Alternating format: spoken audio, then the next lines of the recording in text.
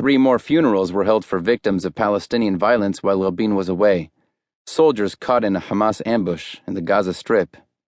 Still, the agreement signed in Washington suffused Rosh Hashanah with hopeful anticipation. Not just for a new year, but a new era. Newspapers printed for the holiday, with more sections than on any other day of the year, included pages and pages of speculation about the potential dividends of the peace deal. The Daily Ma'ariv ran a large map showing roads Israel might soon build from its main cities to the capitals of Jordan, Syria, and Lebanon. Yediot Ahronot published a section in its business pages titled Peace and Your Pocket: Investments, Prices, Real Estate, Markets, Restaurants. Rabin had told reporters on the way home that he spoke by phone to other Arab and Muslim leaders who might soon forge ties with Israel. A headline on his return announced that the foreign ministry was hoping to recruit more Arabic speakers for possible postings in the region. Other issues occupied Israelis as well.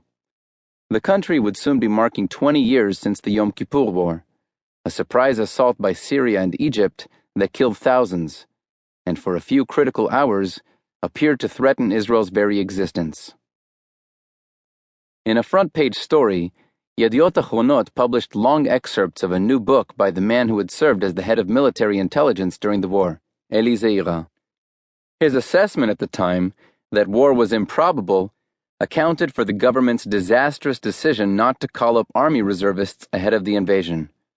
Also on the front page was a prison cell interview with a convict named Ofnobank, a serial bank robber whose motorcycle getaways had made him something of a folk hero to Israelis. In one of the inside sections, a feature story described the changing sexual norms of Israelis. For women, the ideal male was no longer the coarsely textured hard charger, but the sensitive type, with a strong feminine side. Yet somehow, Israeli women felt simultaneously drawn to and contemptuous of this new man. Jewish New Year is not the carousing party night that December 31st is for Americans. Israelis tend to spend the evening with family, and so, as the sun dipped into the Mediterranean, Rabin and Leah headed across town to the home of daughter Dalia's in-laws. The idea that the Prime Minister faced some new danger to his life for entering into a peace process with Arafat would not seriously dawn on the people around him for some time to come. Instead of summoning his driver, Rabin was in the habit of driving himself to private events on the weekends, protected by just a small security detail. Yigal Amir read the newspapers that day with a sense of scorn for the optimism they exuded. He was also spending the holiday with family, including 7 brothers and sisters. At 23, he had recently moved back to his parents' 2-story home at 56 Borochov Street in Herzliya, having completed 5 years of army service and seminary study in a program geared to observant Jews. A civilian again, he was now working odd jobs and growing out his black curly hair. He planned to continue living with his parents once he started law school in a few weeks, which in the Israeli university system, more akin to Europe's than the American one, was open to undergraduates. Amir was short and thin, and had the kind of dusky complexion that identified him to other Israelis as Temani, of Yemeni extraction.